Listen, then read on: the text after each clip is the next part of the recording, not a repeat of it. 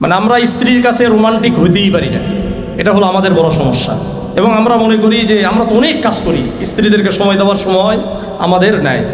এই জায়গা থেকেই কথাগুলো, যেহেতু যেখানে আপনারা জানেন মাইকেল এইস হার্টের দি হান্ডের একটা বই রয়েছে, এখানে মোহাম্মদ রসুল্লাহ সাল্লাল্লাহু আলাইহি ওয়াসাল্লামকে প্রথম নিয়ে এসেছিলেন। এখানে মাইকেল এইস হার্ট ঐতিহাসিক উইলিয়াম মুরের একটি উক্তি নিয়ে এসেছেন। He was the mastermind not only of his own age but of all age, যিনি সর্বকালের সর্বশ্রেষ্ঠ মানব ছিলেন। এখানে উনি একটা কথা উল্লেখ করেছেন, যদি রসুল করিম সাল্লাল্লাহু আলাইহি ওয়াসাল্লামের পারিবারিক জীবনকেই যদি কেউ গবেষণা করে তাহলে ওনাকে সারা বিশ্বের শ্রেষ্ঠ মানব বলতে হবে। সেই জায়গা থেকে আমরা জানি জামিআ তিরমিজির 3895 নম্বর একটি হাদিস রয়েছে, আয়েশা রাদিয়াল্লাহু তাআলা আনহা থেকে বর্ণিত। রাসূলুল্লাহ সাল্লাল্লাহু আলাইহি ওয়াসাল্লাম বলেন, খায়রুকুম খায়রুকুম লিআহলিহি ওয়া আনা খায়রুকুম লিআহলি। তোমাদের মধ্যে উত্তম তারাই যারা তার পরিবারের কাছে উত্তম, তার স্ত্রীর কাছে উত্তম, আর আমি তোমাদের মধ্যে আমার স্ত্রীর কাছে আমার পরিবারের কাছে উত্তম। এই উত্তম হলেন কিভাবে? এই উত্তমের 1 নম্বর কাজ হলো, উনি যখনই বাসায় আসতেন, বাড়িতে আসতেন, সালাম দিতেন। জামিআ তিরমিজির 2698 নম্বর হাদিস, আনাস ইবনে মালিক রাদিয়াল্লাহু তাআলা আনহু বলেন, ক্বালা লি ইয়া রাসূলুল্লাহ সাল্লাল্লাহু আলাইহি ওয়াসাল্লাম ইয়া বুনাইয়া। রসুল আমাকে বললেন, হে বৎস শোনো, হে বৎস শোনো, যখন তুমি ইদা দাখালতা আলা আহলিক, যখন তুমি তোমার পরিবারে যাবে, ফাসাল্লিম, তুমি সঙ্গে সঙ্গে সালাম দিও। ইয়াকুনু বারাকাতান আলাইকা ওয়া আলা আহলি বাইতিক, এটা তোমার জন্য এবং তোমার পরিবারের জন্য বরকতপূর্ণ হবে। এটা আমরা জানি, আমরা সবাই একটা হাদিস জানি, লা তাদখুলুল জান্নাতা হাত্তা তুমিনু ওয়া লা তুমিনু হাত্তা তাহাব্বু, আওয়ালা আদুল্লুকুম আলা শাইইন ইযা ফাআলতুম তাহাব্বাবতুম আফশুস সালাম। তোমরা ওই সময় পর্যন্ত জান্নাতে যেতে পারবে না যতক্ষণ পর্যন্ত মুমিন হতে পারবে না, ততক্ষণ পর্যন্ত তোমরা মুমিন হতে পারবে না যতক্ষণ পর্যন্ত একে অপরকে ভালোবাসবে না। আমি কি তোমাদেরকে ভালোবাসা বৃদ্ধি পাবে এরকম একটা পন্থা, ফর্মুলা বলে দিব? রসুল বললেন, আফসুস সালাম, তোমরা একে অপরকে সালাম দাও। আমাদের সাথে আমাদের স্ত্রীদের অনেক সময় মনোমালিন্য হয়, কিন্তু যখন আমরা যাওয়া আসার মধ্যে আসসালামু আলাইকুম সঙ্গে একটা সুন্দর একটা সালাম দিয়ে দিব, হাসি মুখে একটা সালাম দিয়ে দিব, এই যে রাগ অভিমান এগুলো কমে যাবে, আমাদের মধ্যে ভালোবাসা তৈরি হবে। দ্বিতীয় নাম্বার, আমাদের অধিকাংশ মুখের গন্ধ আছে কি নাই? বিশেষ করে বাহির থেকে আসার পরে পরিষ্কার নাই, পরিচ্ছন্নতা নাই, কিচ্ছু নাই, স্ত্রীর কাছে চলে গেলাম। অথচ রসুল করিম সাল্লাল্লাহু আলাইহি ওয়াসাল্লাম ঘরে ঢুকেই প্রথম যে কাজটা করতেন, এই কাজ কি? সুনান আবি দাউদের 51 নম্বর হাদিস, আনিল মিকদাব ইবনে শুরাইহ আন আবিহি। মিকদাব ইবনে শুরাইহ তার বাবা থেকে বর্ণনা করেন, উনি বলেন, কুলতু লি আয়েশাতা, আমি আয়েশা রাদিয়াল্লাহু তাআলা আনহাকে বললাম, বিআইয়ি শাইইন কানা ইয়াবদাউ রাসূলুল্লাহ সাল্লাল্লাহু আলাইহি ওয়াসাল্লাম ইযা দাখালা বাইতাহু। আল্লাহর রসুল যখন ঘরে প্রবেশ করতেন সর্বপ্রথম উনি কোন কাজ দিয়ে শুরু করতেন? ক্বালাত বিসওয়াক। আয়েশা রাদিয়াল্লাহু তাআলা আনহা বললেন, আল্লাহর রসুল ঘরে এসে সর্বপ্রথম মেসওয়াক করে ওনার মুখের যেই দুর্গন্ধ আছে অর্থাৎ মুখ পরিষ্কার করে এরপরে আমাদের কাছে আসতেন। আমরা কয়জন আছি? আর যারা মনে করলেন খুর আছে, খুর বুঝেন তো, বিভিন্ন জিনিস খায়, এদের কথা কি বলবো? তো যাই হোক, রসুল করিম সাল্লাল্লাহু আলাইহি ওয়াসাল্লাম পরিবারের কাছে কত স্মার্ট হয়ে আসতেন। আমরা কি সেই স্মার্ট হয়ে আসি? রসুল করিম সাল্লাল্লাহু আলাইহি ওয়াসাল্লাম মুসনাদে আহমদের উনি সর্বদা ওনার ভালোবাসাটা প্রকাশ করতেন। আমরা তো মানে বিবাহের আগে যত মানুষ আই লাভ ইউ বলে, বিবাহের পরে এই আই লাভ ইউ সবার জীবন থেকে চলে যায়। এটা আমাদের থেকেও চলে যায়, সাধারণ মানুষদের থেকেও চলে যায়। অথচ মুসনাদে আহমদের হাদিস 26,238 নম্বর হাদিস, এটা রসুল করিম সাল্লাল্লাহু আলাইহি ওয়াসাল্লাম স্ত্রীদেরকে, বিশেষ করে আয়েশা রাদিয়াল্লাহু তাআলা আনহাকে বলতেন, ইন্নী উহিব্বুকি ইয়া আয়েশা, হে আয়েশা, আমি তোমাকে তো ভালোবাসি, আমি তোমাকে ভালোবাসি, এটা প্রকাশ করতেন।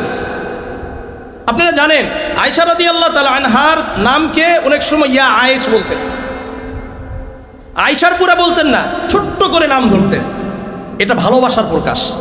আরেকটা জয়ীফ, কেউ কেউ দুর্বলও বলেছেন, হুমাইরা, হে লাল সুন্দরী, খুযু মিন শাতরি বাইনি দীনিকুম আনিল হুমাইরা, তোমরা হুমাইরা থেকে দ্বীনের অর্ধেক জ্ঞান অর্জন করো। যদিও এই হাদিসের ব্যাপারে অনেক কিলোকাল রয়েছে, তারপরেও হুমাইরা, হে লাল সুন্দরী এ বলে ডাকতেন। আমাদের মধ্যে কি এগুলো আছে? এগুলো যদি আসতো তাহলে আমাদের তো ভালোবাসা বৃদ্ধি পেত। আজকে ঘরে ঘরে পরকিয়া কেন? রসুল করিম সাল্লাল্লাহু আলাইহি ওয়াসাল্লামের পারিবারিক জীবনকে আমরা আঁকড়ে ধরি নাই। রসুল করিম সাল্লাল্লাহু আলাইহি ওয়াসাল্লাম কতটা রোমান্টিক ছিলেন। সুনানে নাসাইর 380 নম্বর হাদিস, আয়েশা রাদিয়াল্লাহু তাআলা আনহা বলেন, কুনতু আশরাবু মিনাল কাদাহি ওয়া আনা হাইজুন ফাউনাউিলুহু নবিয়্য সাল্লাল্লাহু আলাইহি ওয়াসাল্লাম ফায়াদউ ফাহু আলা মাউসি' ফিয়া ফায়াশরাবু মিনহু। আমি হায়েজ অবস্থায় সাধারণত নারীদের থেকে একটু আমরা দূরেই থাকি, ভালোবাসা একটু কম থাকে। তো এই জন্য উনি স্পষ্ট করছেন যে আমি হায়েজরত অবস্থায় আমি যে এই গ্লাস থেকে পানি পান করলাম, এই গ্লাস আল্লাহ রসুল আমার কাছ থেকে নিলেন, আমি আল্লাহ রসুলকে দিলাম। আল্লাহর রসুল আমি পানি পান করতে গ্লাসের যেই জায়গাতে আমার ঠোঁট লাগিয়েছি, আল্লাহর রসুল ওই জায়গাতে ওনার ঠোঁট লাগিয়ে ফায়াশরাবু মিনহু, সেখান থেকে পানি পান করলেন। এরপর আবার বলছেন ওয়া তাআররাকুম মিনাল আরাক, গোশতযুক্ত হাড্ডি আমি খাচ্ছিলাম হায়েজরত অবস্থায়। ওয়ানা হায়েজ ফাউনাউিলুহু নবিয়্য সাল্লাল্লাহু আলাইহি ওয়াসাল্লাম, আমি আল্লাহর রসুলকে দিলাম। ফায়াদউ ফাহু আলা মাউসি' ফিয়া, আল্লাহর রসুল গোশতের ওই জায়গায় কামড় দিলেন যেই জায়গাতে আমি কামড় দিয়েছি। বলেন এই খাবার দাওয়াস যদি একসাথে হয়, একে অপরকে খাইয়ে দেয়, একে অপরের খাবার একে অপরের পানিগুলো যদি পান করে, তাহলে আমাদের পারিবারিক জীবনটা সুন্দর হবে কিনা? যার পারিবারিক জীবন সুন্দর তার সব সুন্দর, যার পারিবারিক জীবনে অশান্তি তার সব জায়গায় অশান্তি। এই জন্য পারিবারিক জীবনটা যদি সুন্দর করতে চাই, রাসূলুল্লাহ সাল্লাল্লাহু আলাইহি ওয়াসাল্লামের পারিবারিক জীবন আমাদেরকে নিতে হবে। আল্লাহ রসুল সাল্লাল্লাহু আলাইহি ওয়াসাল্লাম বিভিন্ন সময়, বিশেষ করে আয়েশা রাদিয়াল্লাহু তাআলা আনহা থেকে বর্ণিত আছে যে উনি ওনার সাথে কি করতেন, দৌড় প্রতিযোগিতাও করছেন। সুবহানাল্লাহ। সুনানে আবি দাউদের 2578 নম্বর এটা হাদিস, আয়েশা রাদিয়াল্লাহু তাআলা আনহা বলেন আন্নাহা কানাত ফি সাফারিন, তারা সফরে ছিলেন। মদিনার কাছাকাছি এসে সাহাবাদেরকে বললেন তোমরা একটু কি যাও, একটু এগিয়ে যাও। ফাসাবাকতুহু, আমি রসুলের সাথে দৌড় প্রতিযোগিতা করলাম। ফাসাবাকতুহু আলা রিজলাইয়া, আমি আল্লাহর রসুলকে হারিয়ে আমি বিজয়ী হলাম। সুবহানাল্লাহ। এরপরে উনি বলছেন ফালাম্মা হামালতুল লাহমা, যখন আমি একটু মোটা তাজা হলাম, অর্থাৎ একটু বয়স বেড়েছে, আবার একদিন কি করলাম, ফাসাবাকতুহু, আল্লাহর রসুলের সাথে জোর প্রতিযোগিতা করলাম। ফাসাবাকানি, আজকে আল্লাহর রসুল আমাকে হারিয়ে বিজয় হয়ে গেছে। রসুল কি এখন কি বলছেন, হাদিহি বিতিলকা সাবাকা, আজকে বিজয়, তুমি যে আগে আমার সাথে বিজয় হয়েছিল এর প্রতিশোধ নিয়ে নিলাম।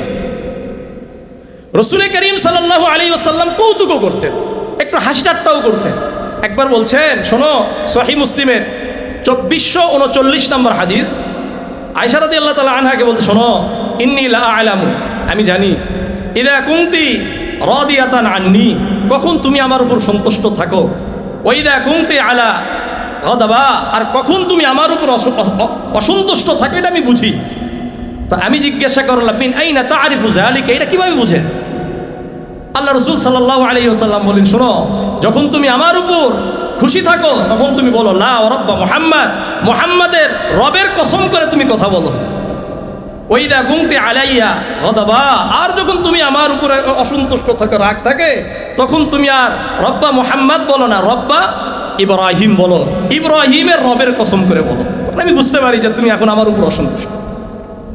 তো রাসূল করিম সাল্লাল্লাহু আলাইহি ওয়াসাল্লাম স্ত্রীর সাথে এইভাবে কথা বলতেন। আজকে কি আমরা সেভাবে কথা বলি? এই জন্য আমাদেরকে এই যে রোমান্টিক যে অবস্থাগুলো, এগুলো আমাদেরকে আমাদের জীবনে আনতে হবে, আমাদের পরিবারের জীবনে আনতে হবে। তাহলে ইনশাআল্লাহ এই যে পারিবারিক যে সমস্যা, আজকে পরকীয়ার অবস্থা, আজকে আপনি যদি ভালো করে খেয়াল করেন 50-এর উপরে ডিভোর্সের সংখ্যা কেন বাড়ছে? মূল কারণ হলো পারিবারিক জীবনটা সুন্দর নয়। বিয়ের আগে অনেক সম্পর্ক ছিল, বিয়ের পরে তাদের আর সম্পর্ক নাই। মূল জায়গাটা হলো বিয়ের আগে তুলে খাওয়ায়, বিয়ের পরে আর তুলে খাওয়ায় না। বিয়ের আগে একে অপরের খাবারগুলো খায়, বিয়ের পরে আর খাবার খায় না। বিয়ের পরে ভালোবাসা প্রকাশ করে না, সালাম তো দেয় না, সালাম দিতে লজ্জা লাগে আমাদের। এই জন্য এই জায়গাগুলো খুব পরিষ্কার করতে হবে। আরেকটি ব্যাপার হলো বাড়ির কাজ আমাদেরকে করতে হবে। আমরা কিন্তু বড় হুজুর, তো আমরা কি সব, তো বিশেষ করে আমরা ওলামায়ে কেরামরা বড় হুজুর, আমরা কিন্তু বাড়িতে কাজ কম করি, এটা বাস্তবতা। কারণ আমাদের অনেক কাজ, এই জন্য বাসায় গিয়ে কাজ করি না। এই জন্য সহিহ বুখারীর 6039 নম্বর হাদিস, আনিল আসওয়াদ ক্বালাত, আসওয়াদ রাদিয়াল্লাহু তাআলা আনহু বললেন, আমি আয়েশা রাদিয়াল্লাহু তাআলা আনহাকে জিজ্ঞাসা করলাম, মা কানা নবী সাল্লাল্লাহু আলাইহি ওয়াসাল্লাম ইয়াসনাউ ফি আহলিহি, আল্লাহর রাসূল ঘরে এসে কি করেন, ঘরে কাজটা কি? আয়েশা রাদিয়াল্লাহু তাআলা আনহা বলেন, কানা ফি মিহনাতি আহলিহি, আল্লাহর রাসূল ঘরের কাজকর্ম যা আছে এগুলো আল্লাহর রাসূল নিজে করেন।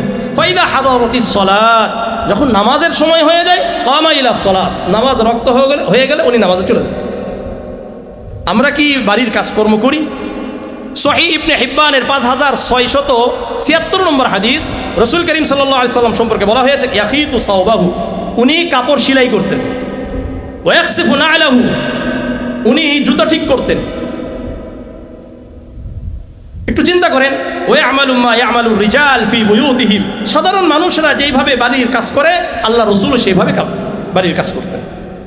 আল্লাহ রাসূল সাল্লাল্লাহু আলাইহি ওয়াসাল্লামের স্ত্রী যখন রাগান্বিত হতেন তখন উনি রাগ হতেন না।